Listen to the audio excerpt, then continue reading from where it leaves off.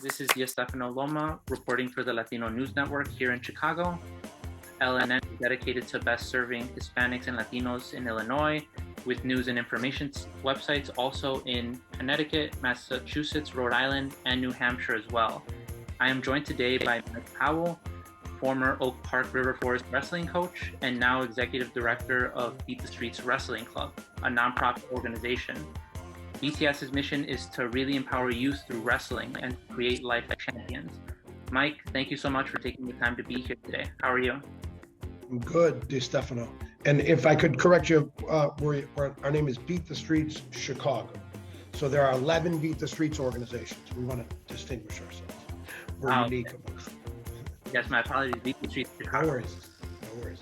Can you talk a little bit about just its inception here in the city? Because I know that it is a national organization, and then also speak to some of the goals that the organization has. All right, so the inception story is a long one. Let's just say we've been around for 30 years. We were the first of all to Beat the Streets. But when I got involved in 2017, fall of 2017, it was a bunch of city coaches, really good men with great intentions. They had been gifted a 501c3 certification, in the nonprofit status. We were $3,200 in the hole on my first call, and didn't have an executive director. Had about 40 kids, and we've gone from negative 3,200 to we have a $2.1 million. You've been in the facility. It's incredible. It's the best wrestling facility in Illinois, and we're very proud of it.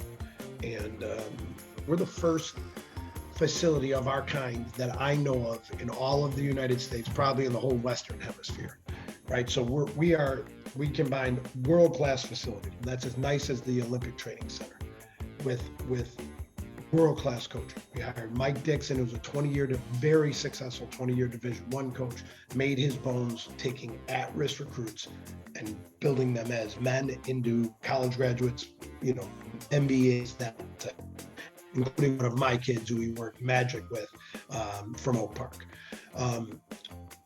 We hired Haley Augello, the Olympian, the best wrestler in the history of female wrestler in the history of Illinois. We hired Mike Boyd, who's the best builder of culture and community of anybody I ever coached with. He's a master, and he's from the neighborhood. We hired Alexis Rivera, who is a city kid from, Humboldt area.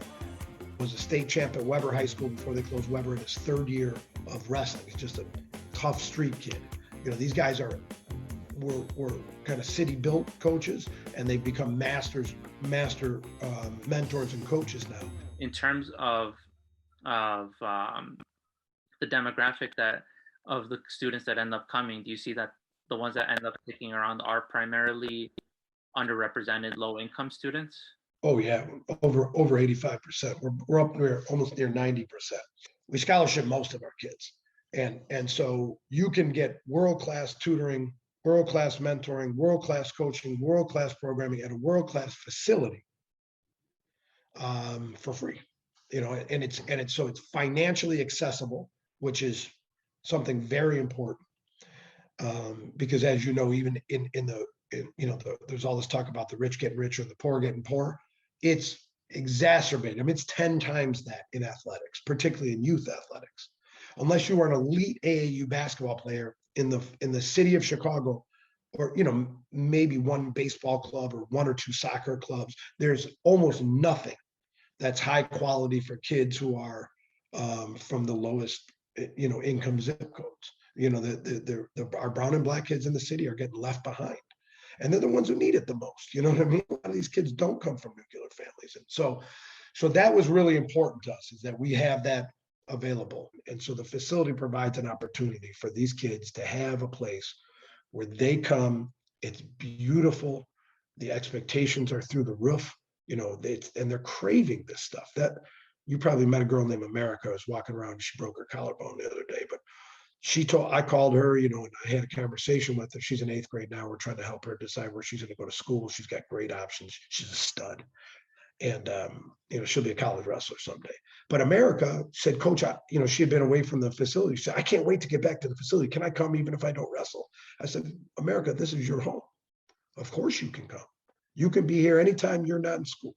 And so she's been back and getting tutoring and doing her homework over there. And I saw her in her sling yesterday, and it was, it's just huge smile on her face. And so that's what we want is for kids to find a home here, to identify as wrestlers. And when you identify as a beat the streets wrestler, it means your grades have to be right.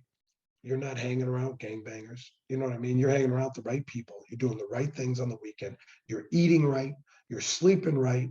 You're getting your FAFSA stuff done on time so that your financial aid is in. So we have options for college. You're taking your placement tests in 8th grade. You're meeting this guy, coach from a private school. You're getting talked to about what you need to be a college athlete when you're a freshman, not when you're a senior, when it's too late. So we're doing all of this stuff. And then we do mentoring, tutoring, financial literacy, nutritional education, we call it healthy living, and goal setting workshops. So our goal is to serve the whole child and to have them ready to kick butt. Our goal is to move the needle for a kid. If we meet a young lady or a young man at age 13, we've got 5 years until we send them off into the world. My concern coming from, like I said, a lot of failures, but a lot of successes with at-risk kids at Oak Park was you've got to be in contact with these kids 350 days a year. They have to trust and love you like a family member. And for that to happen, that means they have to be in a gym where we control all variables, 4, 5, 6, 7 days a week. At Oak Park, we practiced on Thanksgiving and Christmas because I knew there was 3 or 4 kids that were going to needed a place to go. And so I say, hey, so-and-so, you're going to go to so-and-so, and I have it prearranged. You're going to go to so-and-so's house for dinner tonight. All right, you good with that? Yeah, coach, thanks. Because I knew they were going to go home and sit in their basement by themselves. And so, we did that. We planned their practices. We traveled with them. I mean, we took them all over the country. We raised $100,000 a year, between $80,000 and $100,000 a year my last years at Oak Park.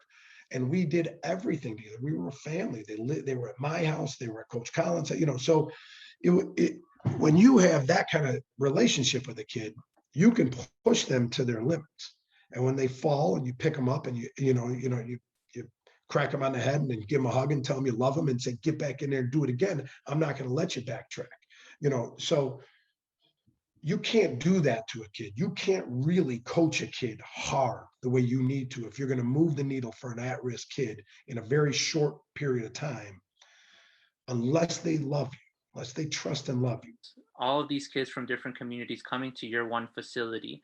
And then not only that, but the instructors who probably come from different backgrounds as well. That sounds incredible in terms of being able to have wrestling bring the community together. The one key word that you brought up was family. So I think that was definitely something that is admirable in the sense that you just don't leave the kids high and dry after a certain amount of time. You work from them from an early start and you really try to push them to be their best selves as essentially a family member would. In terms of why the students decide to take that leap of faith to join the organization, are there any goals that they have of themselves when they join?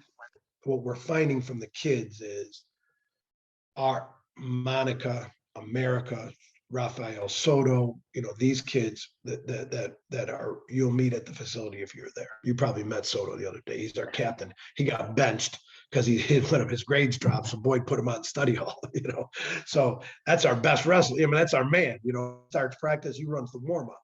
And so for all the kids to see him, anyways, that's a powerful message for the kids and to him.